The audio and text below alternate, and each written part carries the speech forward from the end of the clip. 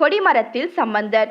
சிவபெருமான் சன்னதி எதிரே உள்ள கொடிமரத்தில் விநாயகர், நந்தி உருவங்கள் பொறிக்கப்படுவது வாடிக்கை.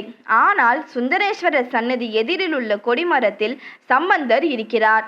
மதுரையை ஆட்சி செய்த பாண்டிய மன்னனுக்கு வெப்பு நோய் உண்டான போது சம்பந்தர் சிவபெருமானை வேண்டி திருநீற்று பதிகம் பாடி மடைப்பள்ளி சாம்பலை கொடுத்து குணமாக்கினார்.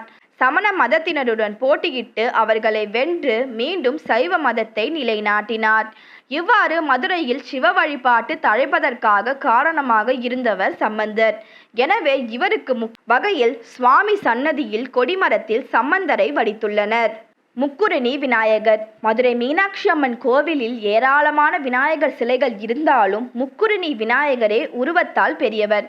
ஒரு குறுமணி என்பது 4 அடி 6 கிலோ. இந்த விநாயகருக்கு 18 கிலோ பச்சரிசி மாவாலான கொழுக்கட்டை விநாயகர் சதுர்த்தி நாளில் படைக்கப்படுகிறது. அந்த பெயரே இவருக்கு நிலைத்துவிட்டது.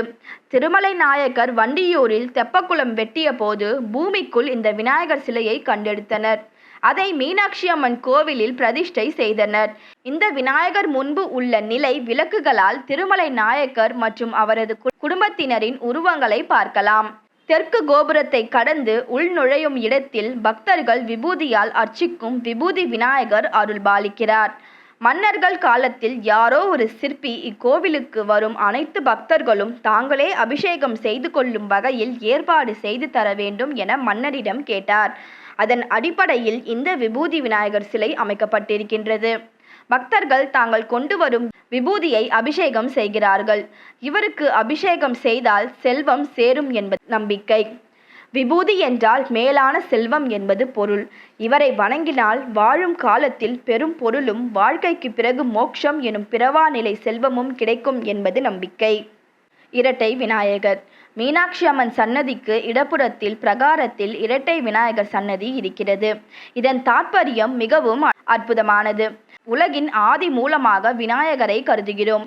விநாயகரை வணங்கிய பிறகே பிற தெய்வங்களை வணங்குவது மரபு. இந்த மரபை விநாயகரும் பின்பற்ற வேண்டும் என்பதன் அடிப்படையில் விநாயகர் கூட எந்த பூஜை தொடங்குவதாக இருந்தாலும் தன்னைத்தானே வணங்கி தொடங்க வேண்டும் என்பதன் அடிப்படையில் இந்த சன்னதி அமைக்கப்பட்டுள்ளது.